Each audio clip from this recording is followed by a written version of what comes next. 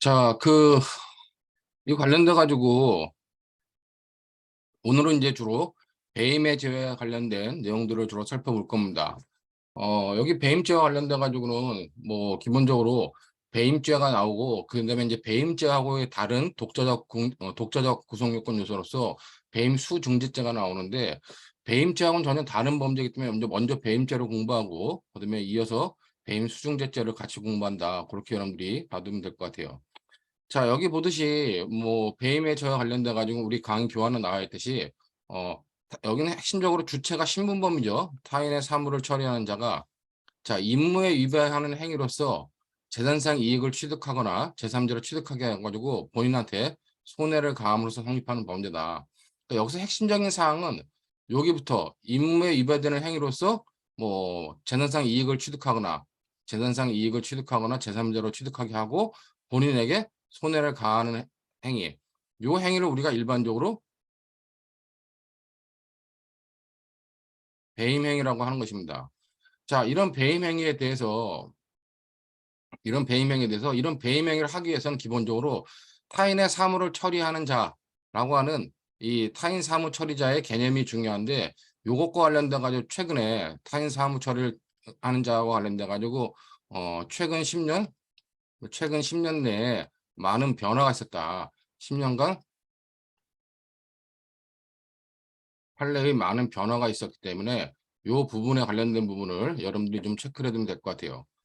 자, 뭐 배임죄 관련돼 가지고 여기 보는 것처럼 순수한 이득죄다. 행위의 객체가 재물이나 재산상 이익 중에서 재산상 이익만을 대상으로 하는 범죄로서 순수한 이득죄로 구성돼 있다. 이렇게 보면 될 것 같고, 그다음에 이제 아까 잠깐 말했던 배임 수중죄죄를 보면은 부정한 청탁을 받는 것을 내용으로 하는데 임무 위배 행위와 관련된 임무 배임 행위가 요건은 돼 있지 않아요.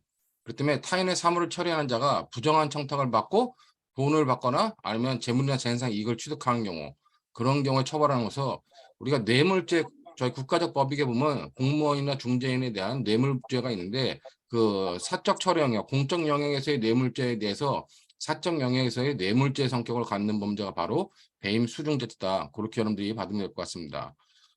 여기 보면 보호법익으로서 당연히 전체로서의 재산이 우리가 보호법이다 보는데 자, 다수의 입장은 기본적으로 침해범이라 봐요. 근데 이제 우리 판례 입장은 이거는 위헌범이라 봅니다. 판례 입장 관련돼 가지고 판례는 이 구체적 위헌범설의 입장을 취하고 있다. 그렇게 여러분들이 받으면 될 것 같습니다.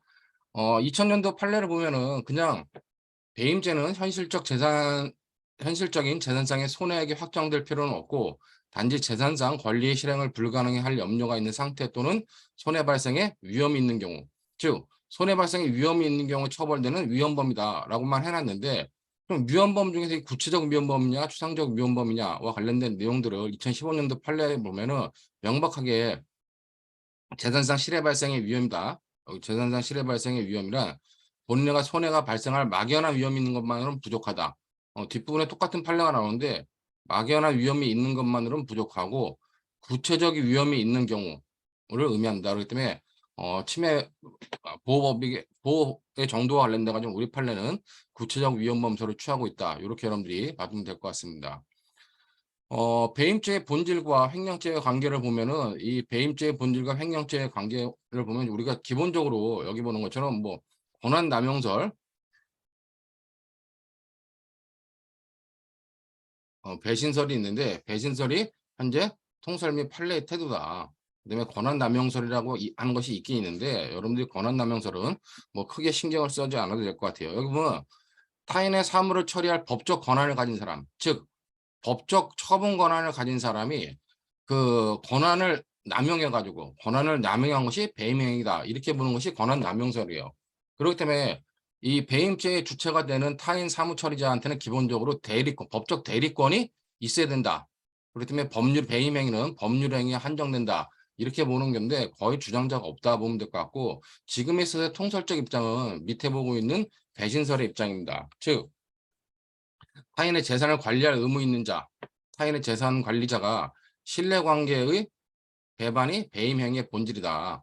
그렇기 때문에 여기서 말하는 배임행위라고 하는 건 신의 성실 의무에 위배되는 것을 말한다. 그렇게 보면 될 것 같습니다. 자, 그렇기 때문에 기본적으로 이 배신설에 의하면은 배신설의 통설 판례 입장인데 배임죄와 횡령죄 구별은 행위의 객체인 재산상 이익을 침해하면 이거는 배임죄고 재물을 침해하면 횡령죄가 된다. 이렇게 보는 것이 현재 통설 판례 입장이고 판례 밑에 보는 것처럼 타인과의 대내 관계에서 신의 성실의 원칙에 비추어 그 사물을 처리할 신인 관계가 존재한다고 인정된 자를 의미한다. 타인 사물 처리 자라고 하는 것은 그다음에 제3자에 대한 관계에서 그 사물에 관한 대리권이 존재할 것을 요하지 않는다라고 판시해가지고 배신설의 입장이다. 결국 권한 남용설은 대리권을 요하는데 이건 판례는 대리권 자체를 요하지 않기 때문에 배신설의 입장이다. 이렇게 여러분들이 이해하면 될 것 같습니다. 이와 관련돼 가지고 물론 이 부분에 관련돼 가지고 이 부분은 뒷부분에 또 나와요. 뒷부분에 또 나오기 때문에 그 부분에 가서 설명을 하고 그럼 횡령죄하고 배임죄와의 관계를 어떻게 볼 것이냐와 관련돼 가지고 여기 보면 통설 판례 입장인 이제 배신설에 관련된 데 보면은 기본적으로 자, 타인의 신임 관계를 위배한다는 점은 공통돼요. 그렇기 때문에 행위 객체에 따라 가지고 행위 객체가 재물일 때는 횡령죄, 그다음에 재산상 이익일 때는 배임죄를 본다는 겁니다. 자, 그렇다면 여기 관련돼 가지고 보면은 결국 배임죄의 주체가 뭐예요? 우리가 오늘 배우는 배임죄의 주체는 사무처리자입니다. 사무처리자인데 이 사무처리자 중에서 타인의 재물을 보관하는 사무처리자 이런 경우는 우리가 횡령죄 주체가 된다고 보는 겁니다. 그러니까 큰 의미에서 횡령이든 배임이든 타인 사무처리자인데 그 타인 사무처리자 중에서 타인의 재물을 보관하는 사무처리자인 경우에는 횡령으로 처벌을 하고 그다음에 일반적인 사무처리자인 경우에는 배임으로 처벌한다. 그렇기 때문에 횡령죄가 특별법의 관계고 배임죄가 일반법의 관계다. 이런 의미로 여러분들이 관련된 내용들을 이해해두면 될 것 같습니다. 자, 횡령과 배임죄는 구성요건 체계가 뭐 간단해요. 여기 보는 것처럼 단순 배임죄가 기본 구성 요건이고, 그다음에 이제 업무상 배임죄가 이제 이중 신분범으로서 가중적 구성 요건으로 규정돼 있다. 그다음에 이 배임 수준 객체가 있는데 얘는 독자적 구성 요건이다. 그렇게 여러분들이 받으면 될 것 같습니다.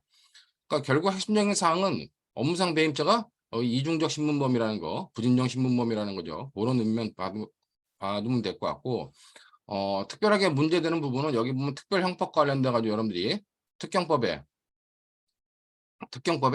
이 배임액 즉 이득액에 따라 가지고 어 5억 이상인 경우 5억 이상인 경우에는 3년 이상의 유기징역, 그다음에 50억 이상인 경우에는 무기 또는 5년 이상의 징역으로 가중 처벌하고 있다. 특히나 여러분들이 사례형 문제를 풀 때 이 배임에서 배임 이득액 아니면 횡령죄 횡령 이득액이 만약에 5억 이상이다 아니면 50억 이상이다 이럴 땐 반드시 형법상의 업무상 횡령, 업무상 배임죄가 성립하는 것이 아니라 특정 경제범죄 가중처벌법, 즉 특경법상의 횡령죄, 배임죄가 성립한다. 그 부분을 놓치지 말아야 됩니다.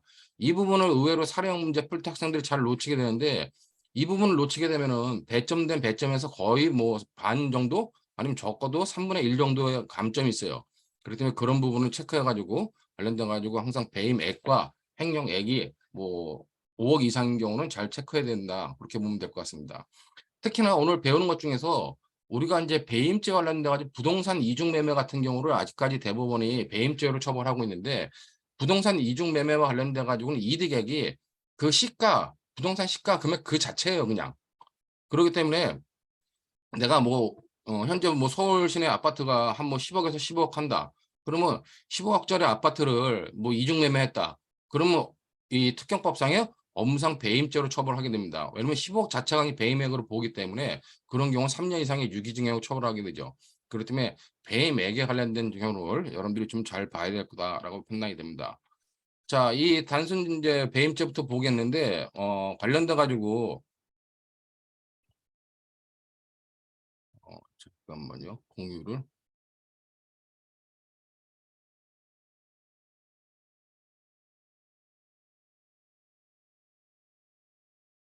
자, 지금 이 강의한 화이트보드 보이나요?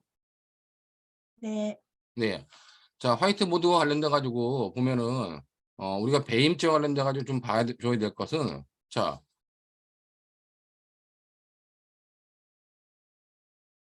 배임죄와 관련돼 가지고 좀 구조를 여러분들이 배임죄 먼저 구성 요건, 뭐 위법성, 책임이 있다고 보는데 이 책임 위법성에선 크게 문제될 게 없어요.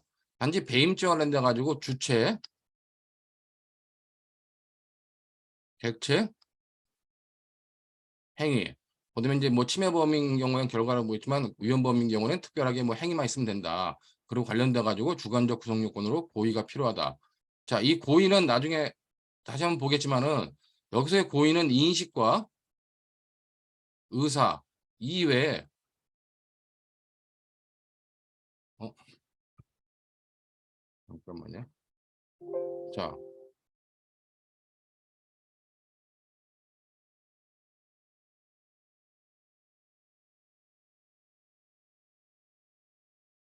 이 불법 이득 의사라고 하는 거, 불법 명득 의사에 대해서 재산상 이익 중에 불법 이득 의사가 포함되는 개념이다. 우리가 불법 영득 의사를 공부했었는데 불법 영득 의사가 절도죄와 강도죄에서의 불법 영득 의사는 고의와 분리된 독자적인 유법성, 이제 독자적인 주관적 성립권 요소였는데 횡령죄하고 배임죄는 뭐라 그랬어요? 이 고의와 관련된 고의에는 인식과 의사 이외에 불법 영득 의사, 불법 이득 의사가 포함된 개념이다라고 봤기 때문에 그런 내용을 여러분들이 잘 파악해 두면 될 것 같고 여기서 핵심적인 사항은 자 그러면 주체와 관련돼 가지고 결국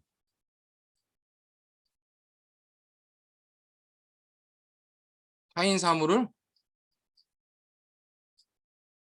처리하는 자라고 하는 신분을 가진 신분범이다. 어? 그다음에 이제 객체 관련돼 가지고 이건 재산상의 이익이다. 즉 순수한 이득죄로서 재물을 객체에서 제외하고 있다. 자, 행위는 이제 배임 행위인데 이 배임 행위와 관련돼 가지고 배임 행위를 여러분들이 배임죄 배임 행위를 크게 세 가지로 구별해 가지고 세 단계가 있다. 배임죄에서 배임 행위는 임무에 임무에 위배되는 임무 위배 행위로 인해서 자, 재산상 이익 재산상 이익을 취득하는 거죠. 취득하는 거죠. 자, 재산상 이익을 취득한다는 건 자기가 취득하거나 제3자로 하여금 취득하게 돼요. 자, 그 다음에 이제 본인에게 손해를 발생시키는 행위. 이 전체를 배임 행위라고 보고 여기서 이제 뒤에 보겠지만 임무 위배 행위라고 하는 건 해야 될 일을 하지 않거나 하지 말아야 될 일을 하는 행위를 갖다가 우리가 그런 일체 해야 될 일을 하고 해야 될 일을 하지 않거나 하지 말아야 될 일을 해가지고 본인과의 관계에서의 신뢰 관계를 저버린 일체 행위를 배임 행위라 하는데 그런 배임 행위로 인해서 자기 또는 제3자한테 재산상 이익을 취득하게 하고 본인한테는 손해를 발생시키는 본인한테는 손해를 발생시키는 행위다. 이렇게 여러분들이 머릿속에 정리하고 여기서 중요한 거는 이제 어, 자, 여기서 타인의 사물을 처리한 자 할 때 이 타인이 누굴 말하느냐. 이 타인 사무 관련돼 가지고 비교해야 될 게 바로 자기 사무냐는 겁니다. 즉 사무가 타인 사무인 경우에는 배임죄의 주체가 되겠지만 그 사무가 타인 사무가 아니라 자기 사무다. 그런 경우는 결국 배임죄의 주체가 되지 않아요. 그래서 무죄가 되죠. 요즘 들어 가지고 최근 10여 년간에 타인 사무를 처리하는 자로 봐가지고 배임죄로 처벌하던 많은 법률 관계에 대해서 대법원이 그건 타인 사무가 아니라 결국 자기 사무일 뿐이다. 그래가지고 배임죄 성립을 부정하는 쪽으로 굉장히 많은 판례 변경을 했는데 실제 우리가 이제 강의 교환을 보게 되면 자기 사무와 타인 사무를 구별하는 정도, 그 정도로 보면 될 것 같고, 그러니까 타인성이냐, 자기성이냐.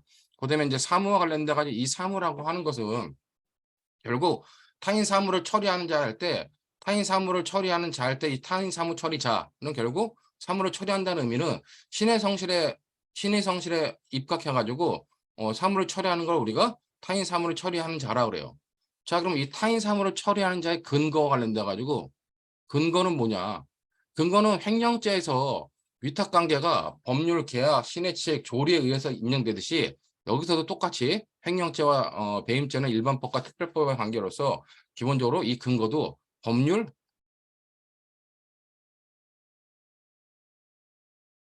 계약, 신해치액, 조리에 의해서 넓게 인정된다는 겁니다. 그렇기 때문에 법률 관계가 없더라도 사실상의 사무처리자의 관계를 인정할 수도 있다. 그러나 어, 법률 관계가 무효인 경우 사실상의 사무처리자의 지위가 인정되지만 최소한 그 사무처리가 선행 반사회적 행위인 경우 즉 법에서 엄격하게 금지하고 있는 반사회적 행위인 경우는 아예 타인 사무처리자의 지위를 인정하지 않습니다. 그런 내용들을 이따 우리 쟁점적으로 봐야 되고 자기 사무에 관련된 거. 그다음에 이 타인 사무를 처리하는 거라는 데 가지고 타인 사무를 할 때 이 사무 자체는 재산상 사무에 한정해야 돼요. 이것이 판례 입장이고 다수의 입장입니다. 우리가 이 배임죄라고 하는 거는 결국 재산 범죄를 처벌하는 범죄죠.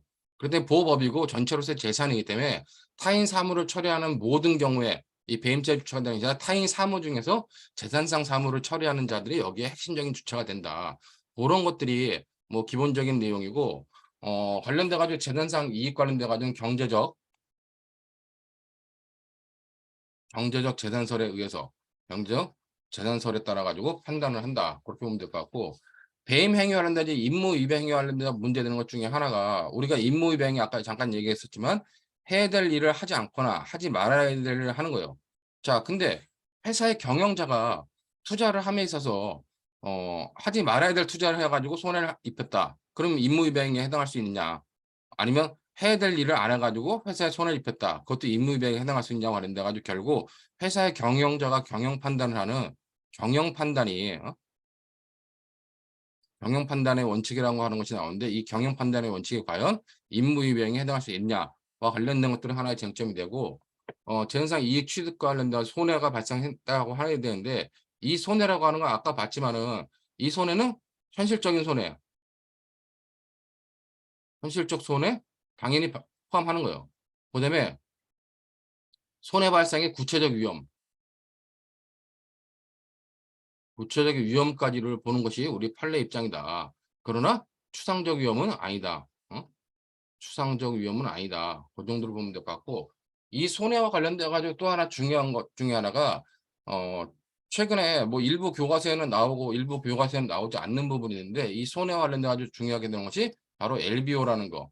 즉 차익 매수와 관련돼 가지고 자기의 돈으로 회사를 인수하는 것이 아니라 피인수 회사의 자본이라든가 보증을 통해 가지고 회사를 인수하는 방식.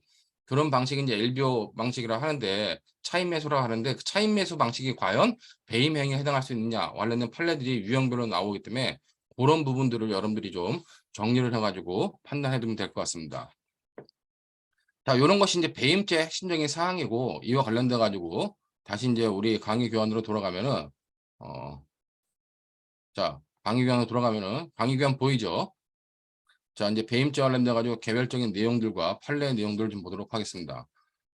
여기 보는 것처럼 법조문 자체 355조 2항에 타인의 사무를 처리하는 자, 타인의 사무를 처리하는 자가 임무에 위배되는 행위로서 재산상의 이익을 취득하거나 제3자로 하여금 취득하게 해가지고 본인에게 손해를 가한 때 그때도 횡령죄형과 동일하게 처벌한다.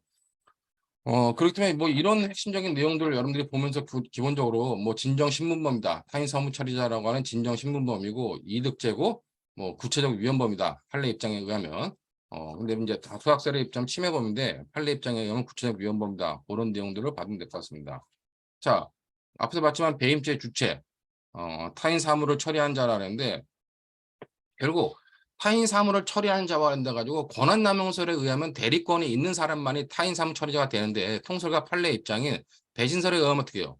배신설에 의하면 타인 사무 처리자를 대리권이 있느냐 없느냐가 필요 없다는 겁니다. 그렇기 때문에 사무 처리의 근거가 법률의 행위에 국한되지 않는다는 거죠. 뒤에서 보겠지만 이거는 법률 계약, 신의칙, 조례에 의해서도 타인 사무 처리자의 지위가 인정된다는 겁니다. 그렇기 때문에 배임 행위 자체도 이렇게 법률 행위로 제한되지 않기 때문에 주체의 범위를 해석론상 좀 제한할 필요성이 있다. 그렇게 여러분들이 보면 될 것 같고 원래 이제 사무의 타인성이 교제에 따라가 저 뒤쪽에 나오기도 하는데 뒤쪽에 나오는 것보다 아예 여기 법조문에 나와 있는 것처럼 쭉 보면은 타인 사무를 처리한 데서 사무의 타인성과 관련된 내용들이 요즘 배임죄에서 가장 중요한 논점이기 때문에 타인의 사무라고는 사무의 타인성을 먼저 살펴보도록 하겠습니다. 자, 뭐 기본적으로 타인에는 신의칙상 그 사물을 처리할 신인관계가 있는 한, 자, 타인이라고 하는 건 자연인이거나 법인이거나 법인격 없는 단체 이런 것들을 다 포함한다는 겁니다. 자, 이제 핵심적인 사항은 여기 작년 12월 22일 날 선고된 전원합체 판결이에요. 자, 이 전원합체 판결은 그동안의 대법원의 작년에 22년에 22년에 관련돼 가지고 채권 양도 관련돼 가지고 배임죄가 성립하지 않는다는 전원합체 판결이 있었는데 그 판결 이후에 12월 마지막 주에 나온 또 하나의 전원합체 판결이 그동안에 있어서의 대법원의 판례 변경 사항을 그대로 잘 보여주고 있는 것이다. 그렇게 여러분들이 받으면 될 것 같습니다. 첫 번째 줄 보면 그냥 배임죄는 이런 것이다 설명하는 거죠. 배임죄는 이런 범죄다. 그럼 여기 배임죄에서 말하는 타인의 사물을 처리하는 자라고 하려면 어떤 의미냐, 이 타인 사무 처리자가. 자, 타인의 재산 관리에 관한 사무의 전부 또는 일부를 타인을 위하여 대행하는 경우와 같이, 자, 당사자 관계의 전형적 본질적 내용이 통상의 계약에서 이익 대립 관계를 넘어서 그들 사이의 신인 관계에 기초하여 타인의 재산을 보호 또는 관리하는 것이 된다. 그렇기 때문에 여러분들이 잘 판단해야 되는 게, 자, 만약에, 자, 이 갑과 을이 어떤 계약 관계예요. 자, 어떤 계약 관계라면 이 계약 관계에서 갑은 을한테 어떤 권리를 갖고 을은 갑한테 어떤 권리를 갖습니다. 권리 의무를 갖겠죠. 자, 이런 계약 관계에 있으면 이런 계약 관계에서 갑과 을이 처리하는 사무들은 다 자기 사무일 뿐이라는 겁니다. 그럼 여기서 이제 갑과 을 사이의 이 계약 관계를 넘어서는, 이걸 넘어서는 새로운 어떤 재산 보존 관계, 새로운 재산 보존 관계에 있을 때 이런 사무를 갖다가 우리가 타인 사무다 라고 본다는 겁니다. 이렇게 일반적인 계약 관계에서 이행하는 것, 이건보다 전부 다 이건 자기 사무라고 보는 것이 우리 대법원의 입장이에요. 그럼 이런 표현들을 뭐라 그러냐? 이런 표현들을 밑에 판결문에서 봤듯이 여러분들이 사령 문제 쓸 때 기본적으로 좀 써야 되는 것 중에 하나가 통상의 계약에서 이익 대립 관계. 자, 여기 보는 것처럼 통상의 계약에서 이익 대립 관계라고 하는 것은 일반적인 계약 관계에서 서로 간의 권리 의무 관계를 말하는 겁니다. 이런 관계를 넘어서 가지고 그들 사이의 신인 관계에 기초해 타인의 재산을 보호 또는 관리하는 것. 즉, 통상적인 이익 대립 관계를 넘어서는 타인의 재산에 대한 보호 관리하는 사무이지만 타인 사무가 인정된다라고 본다는 겁니다. 그렇기 때문에 여기 보는 것처럼 요 중간에 있는 것들 노란색으로 안칠한 요 부분을 보면은 이거는 그냥 통상의 이익 대립 관계라고 보는 거예요. 그렇기 때문에 요 부분은 그냥 통상의 이익 대립 관계다. 그렇기 때문에 이익 대립 관계에 있는 통상의 계약 관계에서 채무자의 성실한 급부 이행에 의해 상대방이 계약상 권리의 만족 내지 채권의 실현이라는 이익을 얻게 되는 관계, 또는 계약의 이행 과정에서 상대방을 보호하거나 배려할 부수적 의무가 있다는 것만으로 채무자를 타인 사무를 처리한 자라고 할 수 없다는 겁니다. 자, 그러면 여기 그 밑에 노란 줄 같이 위임 등과 같이 계약의 전형적 본질적인 급부 내용이, 자, 계약 자체의 전형적 본질적 급부 내용이 상대방의 재산 사무를 일정한 권한을 가지고 맡아 처리하는 경우에 된다. 자, 이 통상의 이익되는 관계를 넘어서거나 최소한 이런 거에 된다는 겁니다. 자, 그렇기 때문에 여기 관련돼 가지고 밑에 보는 것처럼, 여기 보는 것처럼 채무자를 채권자에 대한 관계에서 타인의 사무 처리에 해당한 자에 해당한다고 볼 수 없다는 겁니다. 즉, 이 말은 뭐냐? 여기서 이 말은 일반적인 계약에서는 일반적인 계약 관계다? 일반적인 계약 관계에서 그냥 채무자와 채권자는 다 자기 사무를 처리하는 사람들이지 타인 사무 처리자에 해당하지 않는다는 겁니다. 자, 그러면 이제 일반적인 계약이 아닌 이런 경우에 일반적인 계약이 아닌 이런 경우에 어떻게 판단할 것이냐 관련돼 가지고 이 부분을 봐보세요. 자, 채무자가 금전 채무를 담보하기 위하여 자신 소유의 동산을 채권자에게 양도하기로 약정하거나 아니면 양도담보로 제공한 경우도 마찬가지다. 그렇기 때문에 기본적으로 이런 경우 뭐다? 이런 경우로 동산 양도담보인데, 동산 양도담보도 과거에는 뭐였어요? 이건 타인 사무를 봤는데 이제는 전부 다 일반적인 계약 관계, 통상의 이익 대립 관계에 있다, 안에 있는 것이다 라고 본다는 거예요.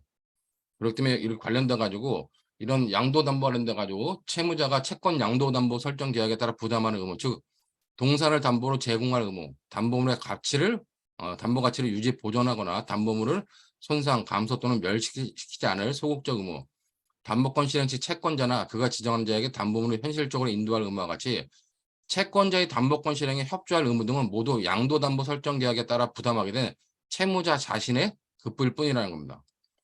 자, 그렇기 때문에 여러분들이 뒤에 좀 보겠지만 앞으로 이제 우리가 뭐 동산 양도담보, 그다음에 관련돼 가지고 동산 양도담보라든가 아니면 등기 등록을 요하는 동산에, 여기 보면 똑같이 권리 이전에 등기 등록을 요하는 동산에 관련된 양도담보 설정, 이런 경우도 다 이제는 통상의 이익대립 관계라고 보는 것입니다.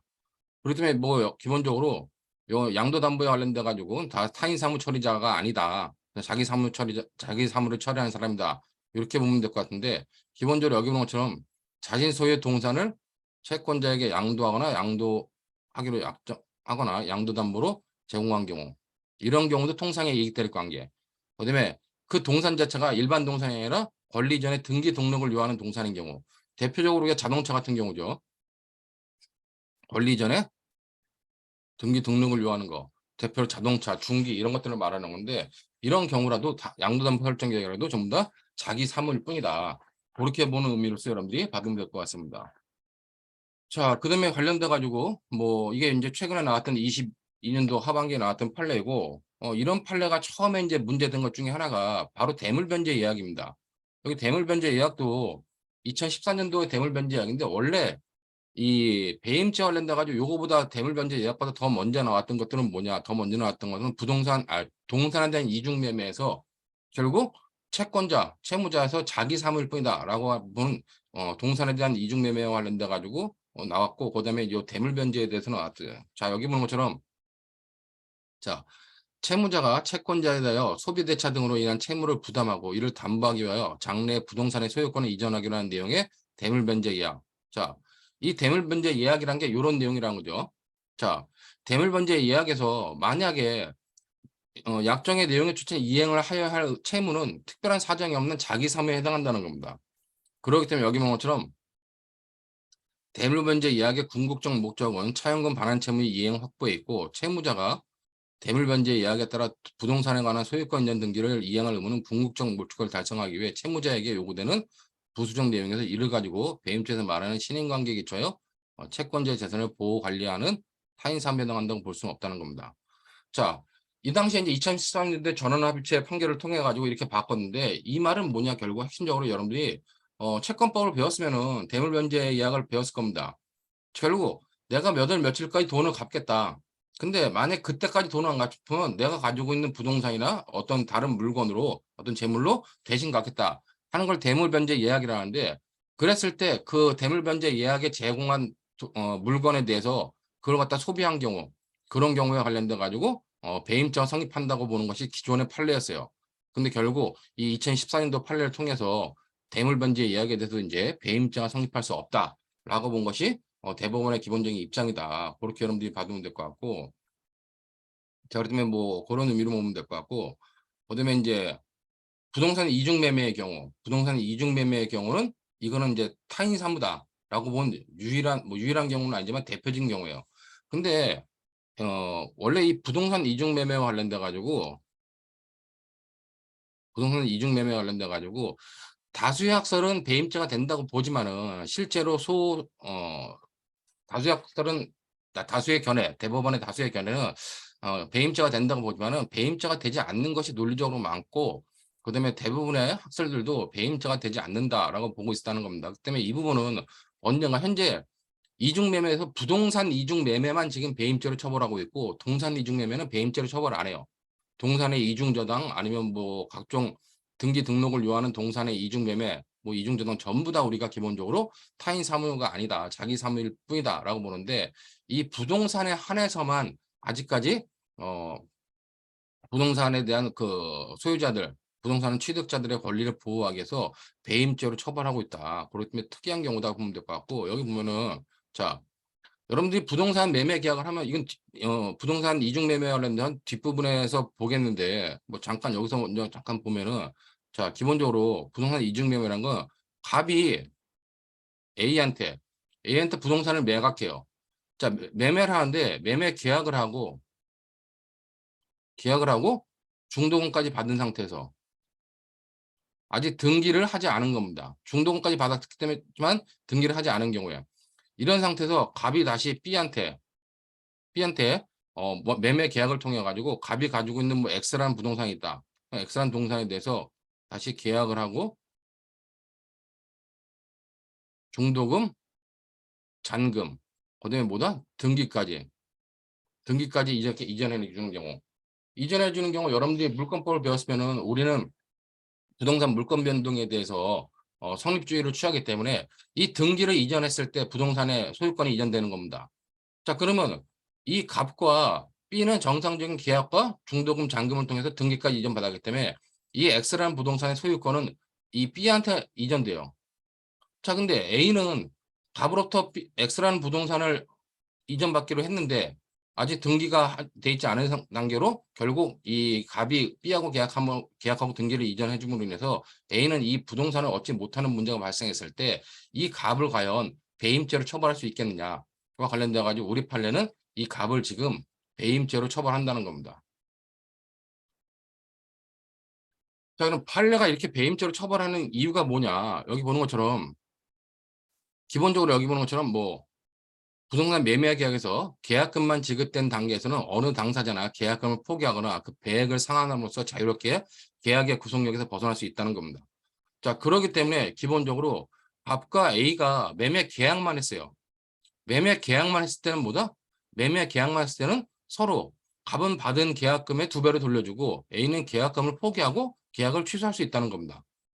취소할 수 있기 때문에 그때는 서로 자기 사무일 뿐이라는 얘기예요. 근데 계약 단계를 넘어서 가지고 중도금을 받았다 그러면 어떻게 해요? 이 중도금 받는 단계부터는 갑과 A 사이에 다른 법률 관계가 발생한다는 거예요.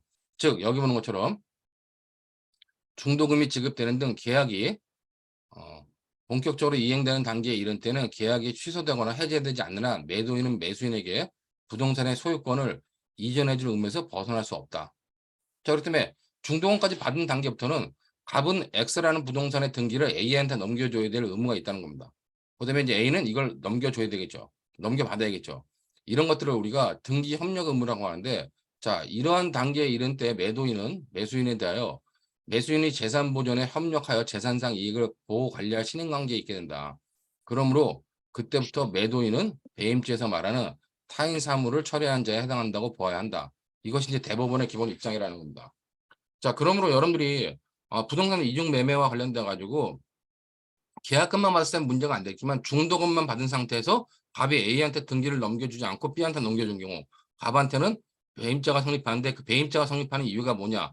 갑한테는 기본적으로 이렇게 중도금 받은 단계부터는 소유권을 이전해 줄 의무가 있다. 그것이 결국 타인 사무다. 이걸 뭐 옛날 판례 같은 경우는 등기 협력 의무다. 갑이 X부동산의 등기를 A한테 넘겨줄 의무. 그건 등기 협력 의무인데 이 등기 협력 의무는 자기 사무이자 갑의 사무이자 A의 사무이기도 하기 때문에 결국 타인 사무라 봐가지고 부동산 이중 매매에 대해서 배임죄 처벌을 했던 겁니다. 근데 이제 관련돼 가지고 여기 2018년도 5월 7일 날 전원합체 판결로 다시 배임죄가 성립한다라고 봤지만 이거는 언제든지 곧이란 말은 그렇지만 언제든지 이제 동산 이중 매매와 같이 자기 사무로 봐가지고 민사상의 채무 불이행 문제 일전정 형사상의 배임죄로 처벌하지 않는다로 변경될 가능성이 굉장히 큰 판례다. 뭐 그런 의미로 여러분들이 좀 받으면 될 것 같습니다. 단지 부동산 이중 매매에서 배임죄가 성립한다고 하는 건 법리 관계는 쉬워요. 뒷부분에 자세하게 다시 한번 볼 건데 이제 문제는 여러분들이 관련돼 가지고 여기 밑에 보는 것처럼 좀 중도금이 지급된 단계부터 매도인이 매수인의 재산 보존에 협력하는 신인관계가 당사자 관계의 전형적 본질적 의무가 된다. 그리고 이제 이러한 판례 법리는 부동산 이중 매매를 억제하고 매수인을 보호하는 역할을 충분히 수행해왔고, 그다음에 매도인이 계약의 자유를 과도하게 제한한다고 볼 수 없다. 그래서 기존 판례는 유지되어야 된다라고 하는 것이 기본적인 대법원 전합체의 다수의 견해다. 근데 이제 중요한 거는 부동산 이중 매매가 나오면 배임죄가 성립한다는 건 여러분들이 쉽게 알아요. 근데 이제 문제는 뭐냐? 여기 보면은 김창석, 김신, 조희대, 권순일, 박정아 대법관의 반대 의견인데 반대 의견이 오히려 더 논리적이라는 얘기입니다. 그리고 이 논리적인 반대 의견에 따라 가지고 앞으로 배임죄 성립을 부정할 가능성이 굉장히 크다는 거예요. 그러면 만약에 사례형 문제에서 부동산 이중 매매와 관련돼 가지고 뭐 갑이 부동산 이중 매매를 했는데 검사가 갑을 업무상 배임죄로 공소 제기했을 때 갑의 변호인 입장에서 배임죄가 성립하지 않는다는 것을 뭐 논증해봐라. 배임죄가 설명하지 않는다는 것을 변론해봐라 했을 때 최소한 이 반대 의견에서 나오는 3가지 정도는 여러분들이 알고 있어야 된다는 겁니다. 최근 들어 시험 문제가 갑의 입장에서 갑의 변호인이라면 어떻게 법리를 구성할 것인가 하는 문제들을 묻기 때문에 대표적으로 나올 수 있는 법리들이 바로 이런 게 아닌가라고 판단이 돼요. 물론 전원합체 판결의 다수 의견 이외에 반대 의견, 소수 의견까지 다 봐야 되냐 하는 문제가 있지만은 물론 거의 볼 필요 없어요. 다수 의견만 보면 되는데 이 부동산 이중 매매에 있어서는 반대 의견 자체가 교수들 사이에서도 굉장히 논리정연하다라고 보기 때문에 이 부분은 여러분들이 좀 잘 체크를 해둬야 된다라고 판단이 됩니다. 먼저 이 반대 의견은 여기 보는 것처럼 동산 이중 매매와 부동산 대물 변제 예약 사안에서 매도인 또는 채무자에 대하여 배임죄 성립을 부정하고 있는 대법원 판례 흐름과도 맞지 않는 것에서 찬성하기 어렵다라고 보는 겁니다. 그러니까 다수 의견을 찬성할 수 없다. 자, 근데 이제 관련돼 가지고 여기 핵심적인 내용은 뭐냐? 이 두 문단에 쓰여 있는 거는 결국 다수 의견은 등기 협력 의무가 자기 사무이자 타인 사무이다라고 말을 하지만 그 등기 협력 의무, 등기 이전 의무, 즉 등기 이전 의무는 어떤 명칭만 변경될 것이 등기 이전 의무의 본질은 뭐다? 본질은 자기 사무일 뿐이라는 겁니다.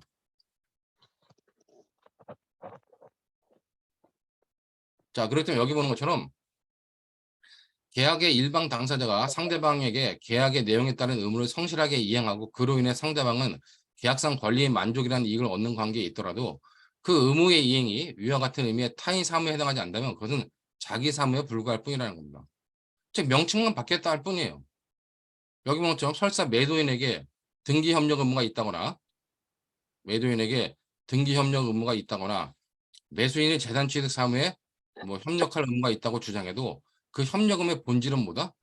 소유권 이전 의무를 달리 표현한 것에 지나지 않으므로 그 부당함은 마찬가지다. 결국 갑이 등기를 이전해 주거나 A의 재산권을 보존해 줘야 될 의무, 그거는 결국 소유권 이전 의무를 달리 표현한 것에 불과하지 타인 사무가 절대 될 수 없다는 겁니다. 그렇기 때문에 이 첫 번째 논거를 여러분들이 생각을 해두고 두 번째 논거는 여기 보는 것처럼 자, 이 두 번째 논거는 뭐냐? 이 두 번째 논거는 쌍무 계약의 본질에 반한다는 겁니다.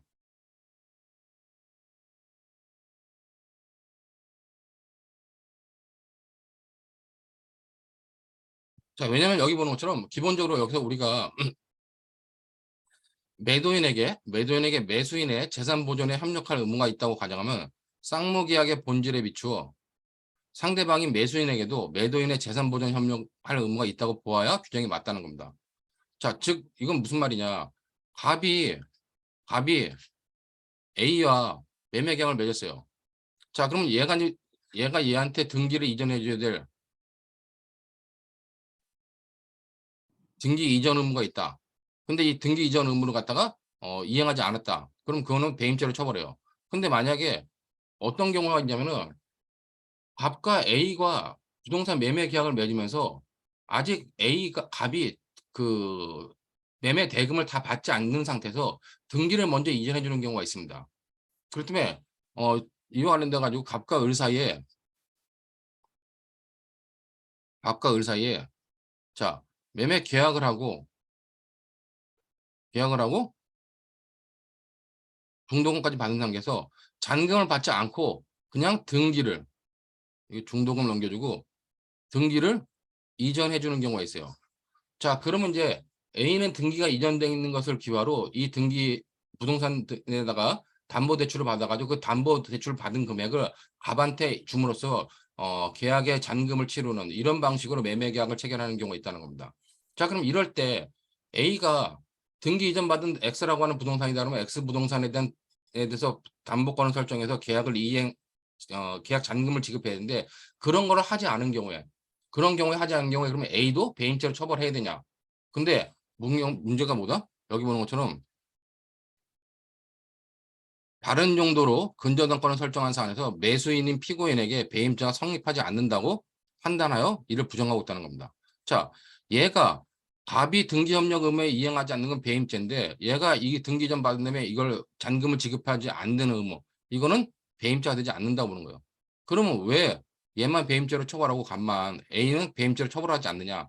이 쌍무계약의 본질에 반하는 것이다 라고 판단하는 겁니다. 자, 그 다음에 이제 세 번째는 뭐냐? 이 세 번째는 결국 채권자 평등의 원칙에 반한다는 겁니다. 채권자 평등의 원칙에 반한다. 이 말은 무슨 말이냐면은, 자, 아까 봤지만은 갑이 여기 있는 것처럼 갑이 A하고 매매 계약을 체결해요. 자, 그다음에 B하고 매매 계약을 체결합니다. 여기도 계약을 체결하고 중도금까지 받았어요.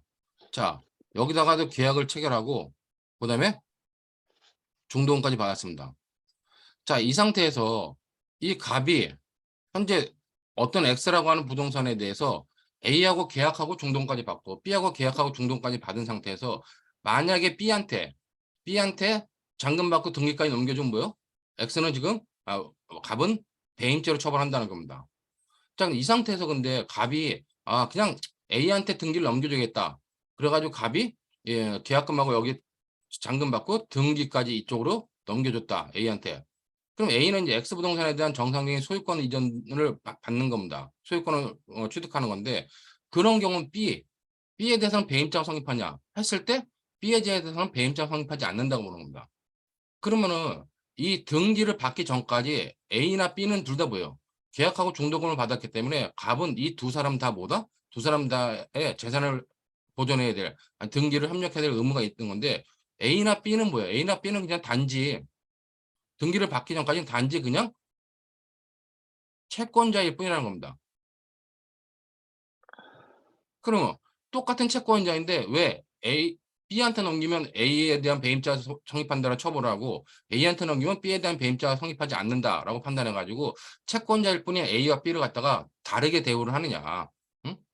결국 뭐다 이거는 어, 여기 보는 것처럼 소유권 이전 등기를 마쳐 물건을 취득하기 전에는 채권자로서 대등한 법적 지위를 보장받아야 할 제1 매수인과 제2 매수인에 대하여 배임죄 성립에 있어 보호 정도를 달리할 논리적 근거는 어디에서도 찾아볼 수 없다는 겁니다. 결국은 뭐다? 결국 채권자 평등의 원칙에 반하기 때문에 결국 배임죄가 성립하지 않는다고 봐야 된다는 겁니다. 그렇기 때문에 여러분들이 이 부동산 이중매매와 관련된 대법원 판례는 다수 의견도 중요하지만 배임자가 성립한다는 다수 의견도 중요하지만 이렇게 배임자가 성립하지 않는다는 소수 반대 의견의 세 가지 논거들은 여러분들이 잘 판단해둬야 될 것 같습니다. 그다음에 관련돼 가지고 2021년에 나온 것 중에 하나가 뭐 요거죠. 이제 우리가 이제 지입 차주와 관련돼 가지고 지입 회사가 있고 지입 차주가 있게 되는데 자 이게 차량 관련돼 가지고 지입 회사예요. 지입 회사고 자 이와 관련돼 가지고 여기다가 지입 차주가 지입 차량을 갖다가 여기다 넣습니다. 이 지입 차량을 넣으면 이 차량은 실제로 지입 차주 차량이고 명의만 지입 회사로 돼 있는 거죠. 자, 이랬을 때 지입 회사의 운영자가 있다. 그 운영자는 뭐다? 이건 타인 사무 처리에 해당한다는 겁니다. 그렇기 때문에 여기 것처럼 특별한 사정이 없는 한 지입 회사 측이 지입 차주의 실질적 재산인 지입 차량에 관한 재산상 사무를 일정한 권한을 가지고 맡아 처리하는 것으로 당사자 관계의 전형적 본질적 내용이 통상의 계약에서 이익대학 관계를 넘어가지고 그들 사이의 신인관계 기초의 타인의 재산을 보호 관리하는 데 있으므로 지입회사 운영자, 이 지입회사 운영자는 뭐다? 타인 사무 처리자에 해당한다. 그런 것으로 봤기 때문에 그런 내용을 받으면 될 것 같고 이걸 갖다가 제가 좀 정리를 해봤어요. 이렇게 보면은 판례에서 우리가 타인 사무를 인정한 사안, 그다음에 이제 타인 사무가 아니라 자기 사무로 인정해서 배임자가 성립하지 않는다라고 본 사안 관련돼 가지고 쭉 정리를 해놨으므로 요것들을 여러분들이 받으면 될 것 같아요. 여기 보면 기본적으로 보면은 타인 사무로 인정한 건 뭐냐? 타인 사무로 인정한 건 부동산 이중매매예요. 이게 거의 유일해요. 그다음에 좀 전에 봤던 21년도 대법원 판례가 지입차주와의 관계에서 지입회사 운영자. 자, 그다음에 이제 또 하나 특이한 판례가 최근에 있었는데, 자, 부동산 증여 계약을 하면은 여러분들이 증여 계약은 그냥 구두로 살 수 있어요. 근데 구두로 할 수 있기 때문에 언제든지 취소할 수 있는 겁니다. 증여 계약은. 내가 부동산에 이전하겠다. 증여 계약을 구두로 한 다음에 그냥 내가 취소할 수 있어요. 자, 근데 문제는 뭐냐? 만약에 서면으로 증여 계약을 하면 어떡하냐? 서면으로 부동산 증여의 의사를 표시한 증여자. 이거는 결국 서면으로 했기 때문에 취소하지 못하므로 그 증여하고자 하는 부동산의 등기를 넘겨야 될 의무가 있다는 겁니다. 그렇기 때문에 이때는 타인 서무 처리자에 해당한다고 보는 거예요. 자, 근데 이제 이 부동산 관련돼 가지고 증여도 서면으로 하지 않은 경우, 서면에 의하지 아니한 증여계약. 이건 뭐다? 서면에 의하지 않았다. 서면에 의하지 아니한 계약 같은 경우는 언제든지 취소할 수 있기 때문에 이거는 부동산 등기를 넘겨줘야 될 사물은 자기 사무에 불과하다. 이렇게 판단하는 것이 두 개를 비교해야 될 판례로 이 두 개를 여러분들이 비교하면 되고 나머지 관련돼 가지고 여기 보는 것처럼 최근에 대법원이 쭉 보는 것처럼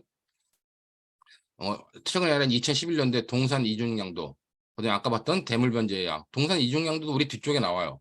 그다음에 이제 최근에 관련돼가 쭉 보면 채권자 동산 채권 담보법에 따라 동산 담보로 제공하는 경우 동산 채권 담보법에 따라 동산 담보로 제공하는 경우 그다음에 이제 관련돼 가지고 뭐 동산을 담보로 제공했는데 그 담보물을 저기 뭐 잘 보존을 해야 될 의무 그건 전부 다 자기 사무일 뿐한 겁니다.